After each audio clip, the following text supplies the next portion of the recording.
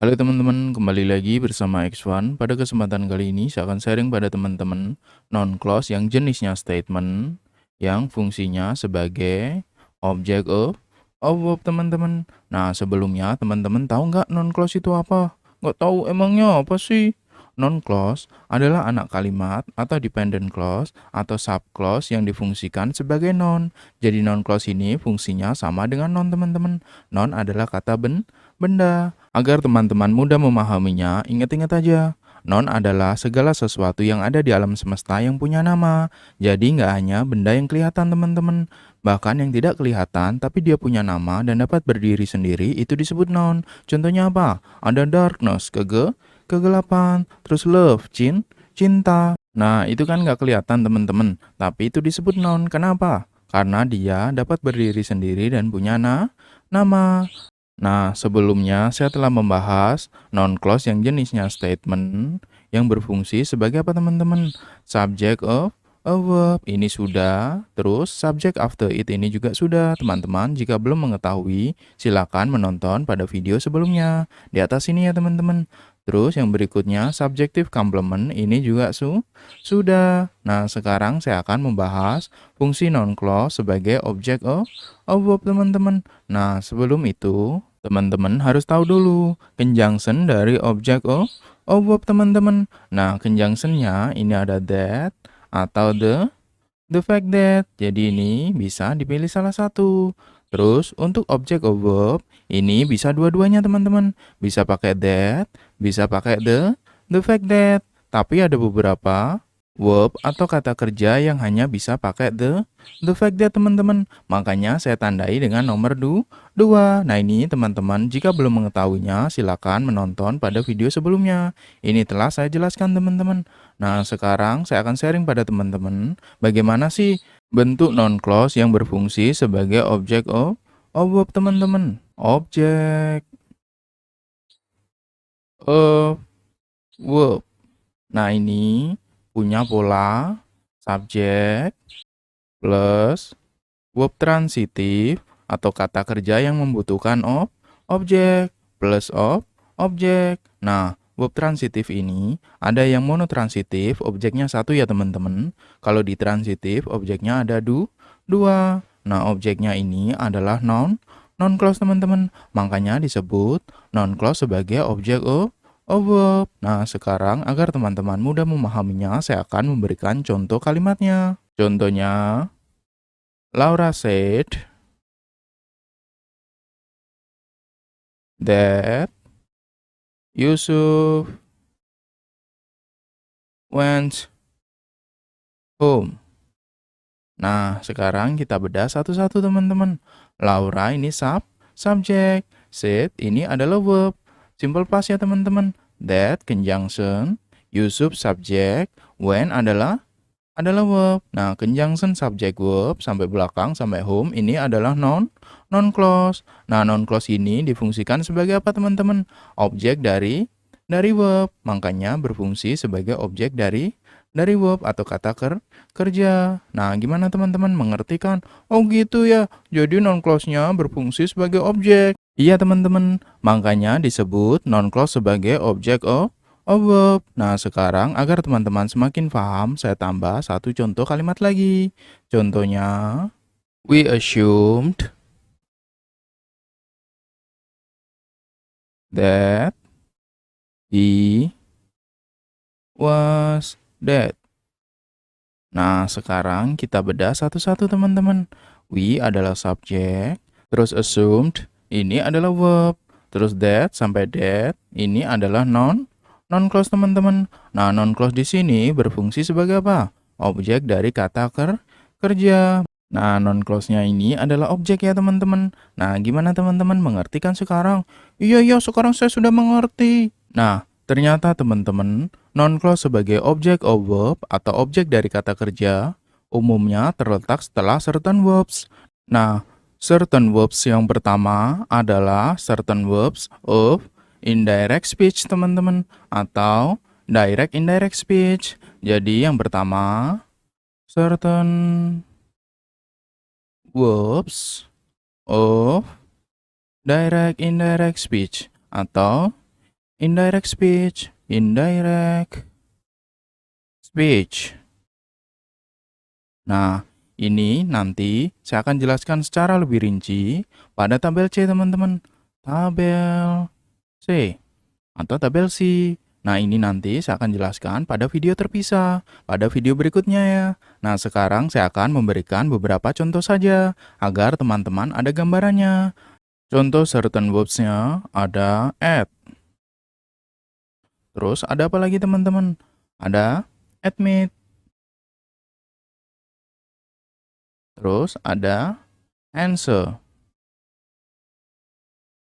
Dan lain sebagainya. Nanti teman-teman silakan lihat secara lebih rinci pada tabel C ya teman-teman, atau tabel C. Nah, sekarang saya akan memberikan contoh kalimatnya. Contohnya, Zainab edit that she would not bring the children.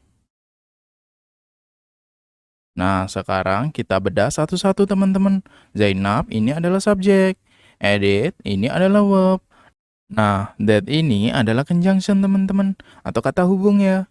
Si, subjek, would not bring. Ini adalah verb atau kata kerja. The children ini adalah objek. Nah, conjunction subject verb sampai objeknya ini, dia adalah non clause. Dia berfungsi sebagai apa teman-teman?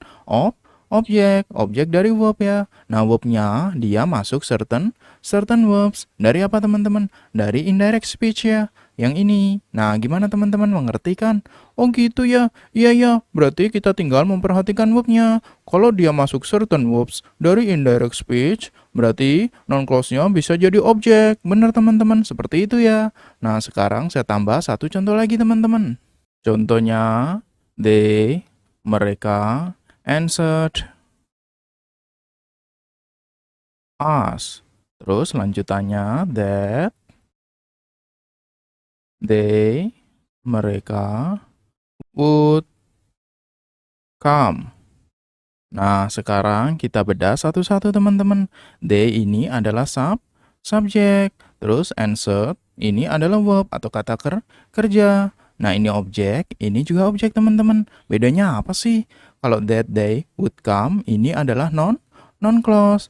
Nah, dia sebagai apa teman-teman? Dia sebagai direct objek atau objek langsung. Kalau us ini objek sebagai objek apa? Indirect objek atau objek tidak langsung. Nah, ini adalah pembahasan mengenai verb di transitif ya teman-teman. Jika teman-teman belum tahu, teman-teman silakan menonton pada video bagian atas ini, pembahasan tentang verb. Nah, sekarang coba teman-teman perhatikan. Answered ini adalah apa teman-teman? Certain verbs dari apa? Dari indirect speech. Nah, gimana teman-teman, mengerti kan sekarang? Iya ya, sekarang saya mengerti. Nah, selain certain verbs of indirect speech yang ada pada tabel C ya teman-teman, nanti saya akan jelaskan pada video terpisah. Ada lagi satu lagi teman-teman, yaitu certain verbs of mental activity and others. Jadi, sekarang saya akan memberikan penjelasan tentang beberapa anggotanya disertai contoh kalimatnya teman-teman. Certain verbs. Terus of mental activity and others. Ini penjelasan secara lebih lengkap. Nanti saya akan jelaskan secara terpisah pada tabel D atau tabel D. Nah, sekarang saya akan memberikan beberapa contoh saja teman-teman. Contoh anggotanya ada assume. Terus selain assume, ada decide. Terus contoh lagi ada feel. Dan lain sebagainya. Secara lebih lengkap, teman-teman nanti silakan melihat pada tabel D ya teman-teman. Nah, sekarang saya akan memberikan contoh kalimatnya. Putu, si Putu nih teman-teman, assumed that she was dead. Nah, sekarang kita bedah satu-satu teman-teman. Putu ini adalah subjek, assumed ini adalah verb. Nah, that sampai that ini adalah non-clause. Nah, non-clause di sini berfungsi sebagai objek. Objek dari siapa, teman-teman? Objek dari verb ya, kata kerja. Nah, verbnya ini masuk apa, teman-teman? Masuk certain verbs of mental activity. Nah, yang ini teman-teman assume ya. Nah, gimana teman-teman mengerti kan? Iya, sekarang saya mengerti. Nah, agar teman-teman semakin paham, saya tambah satu contoh lagi. Dharma decided that bahwa the children would stay home. Nah, sekarang kita bedah satu-satu, teman-teman. Dharma ini adalah subjek. Decided ini adalah verb.